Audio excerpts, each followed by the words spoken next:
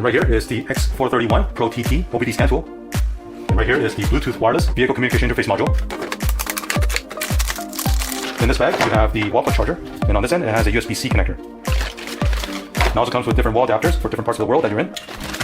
Right here is a USB-C cable. This will allow you to connect this to a computer. And right here is the OBD cable. On one end, you have a DP15 to connect this onto the scan tool. On the other end, you have this 15-pin DLC connector that you connect into the car's OBD port. Here you see here, it connects using Bluetooth to the tablet. On one end, you have a DP15 connector, and using this cable, you connect this end with a DP15 connector to the adapter. Screw this down. On the other end, you have the 16-pin DLC or diagnostic link connector you connect to the vehicle. Now inside this box are 12 additional adapters you can use to connect to older vehicles with OBD-I diagnostic protocol. That's why they call this a non-16-pin adapter box, because the standard OBD-II connector, the one you see right here, is 16-pin, and the OBD-II standard came about after 1996 in North America. So let's open this up. Right here is the packing list. These are all the various adapters that work for some of the older cars. For example, this FD6+1, this is used on Ford between 1988 and 1995. This TA17, this was used on 1995 and older Toyota vehicles. This B20 adapter is used on BMW, so even some of the 1997 BMW vehicles had this connector. In this bag are 3 other cables. There's a cable for Benz, Mitsubishi, and Nissan. In this other bag, you have a cigarette lighter power cable, battery clamp power cable. Now both of these cables have a 5.5mm adapter you see right here, and this actually plugs into this OBD cable, and that's how it supplies power to the vSAN module. Now if you end up using any of these adapters, let me show you how to connect it to this cable. So on this 16-pin DLC connector, remove this DB15 connector you see right here.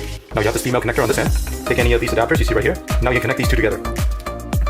So unless you're working on some very old vehicles, you probably will not be using these adapters. But when you buy the scan tool, they were nice enough to include everything you need. To power on the unit, press and hold the power button at the top right hand corner. While we're waiting for this to boot, let me go over some of the features on this scan tool. Now this tool comes with a 2-year software update. One thing that people always ask is, after the 2-year software update, what happened to the tool? It does not get bricked. You can still use the tool itself, but you will not be getting any new updates. And also, if you have a newer vehicle, this scan tool might not work for that vehicle. Now if you want, you can purchase software update from launch. Now launch claims this tool works for over 20,000 vehicles. It also features bi-directional control and has over 38 plus reset services. This device can also do ECU coding, system diagnostics, and it supports CAN-FD, which is controller area network via flexible data rates. This tool also supports DOIP, which is diagnostics over IP. And some newer vehicles uses a higher bitrate diagnostic, and this tool does support that. So once the unit power on, this is the home page you're looking at. Now as part of the initial setup, you want to go into settings, go to network and internet, select Wi-Fi, and then connect to your router so you have internet access to download the software update. To launch X431 app, you want to select this app right here. Now this is your first time using this device, you'll be prompted to register for an account, log in, and then it'll prompt you to enter the serial number and the activation code. The first thing you want to do is select software update to download the latest software. Now if this is your first time doing the update, expect to give it about 2 hours for all the updates to be downloaded and installed. So here I'll connect this vSAN module to my vehicle.